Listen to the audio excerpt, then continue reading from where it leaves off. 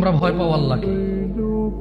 এদেশের শিয়া, সুন্নি, চিশতি, সাবরি, তরিকত, হাকিকত, মারেফত, গরম সুন্নি, ঠান্ডা সুন্নি, এদেশের আহলে হাদিস, জমিয়তে আহলে হাদিস, তারপর হচ্ছে কি আহলে হাদিস আন্দোলন, আরো নাম থাকতে পারে, তারপরে কওমি, তারপরে হচ্ছে এদেশে হেফাজত। কোন ওয়াজ তোমরা রেকর্ড করো না?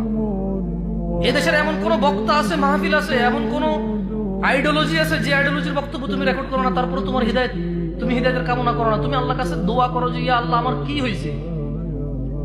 এই হুজুর বলে ওই হুজুর খারাপ, ওই হুজুর বলে এই হুজুর খারাপ, সব ঠিক আছে, কিন্তু আমি তো সব হুজুরের ওয়াজ শুনছি।